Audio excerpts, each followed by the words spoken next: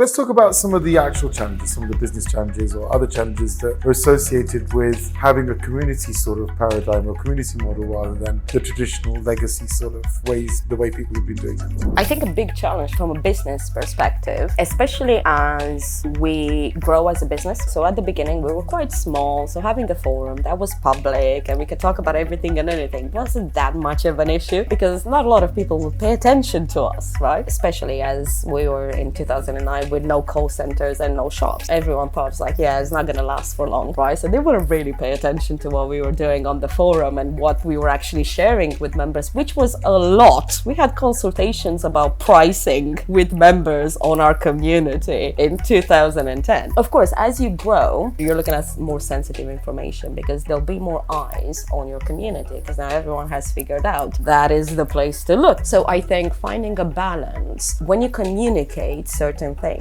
can be a challenge sometimes because, and you know, that creates a little bit of healthy tension in between the community team and the rest of the business, because as a community team, we're here to make sure that we maintain that transparency and that communication that got us to this place, right, as much as possible. So we will push and we'll make everyone sweat when we say it. But at the same time, we recognize that, you know, there are things like sensitive information. If we share it too early, competitors might have a look, right, and that wouldn't be good for us. So what tends to happen is by having that healthy tension where we push and they push, right, we actually land in the middle, which is where the magic happens as you grow. And of course, part of our job is also to take the members on the journey with us and get them to understand that that is the place where we need to be. So that is, I think, more recently, that is one of the challenges that we face. We are lucky. We tend to be in a business that strongly believes in community and wants to keep it at the center as much as possible. So the conversations tend to be a lot easier for us, but it is something that we'll have to consider. But there are ways around it, right? So you have private groups and things like that where you can start sharing that type of information and still maintain the same principles that you will have on the community. And I guess from a pure community management perspective, I think the biggest challenge that we look at is because it's an online space, we all know what social media is all about and how quickly it can go wrong. So having a branded forum, which is not attached to any of the traditional social media. So instead of having a Facebook group, for example, we have our branded forum, allows us to put forward our own guidelines and control what happens at the ground level in a very different way than we would be able to if we were to operate on another social media platform that would get to set the rules for moderation. And within that space, of course, we tend to raise the bar a little bit higher. So it's quite a bit of an extensive work, but it actually pays off because the sentiment ends up being a lot better than you would see traditional social media channels.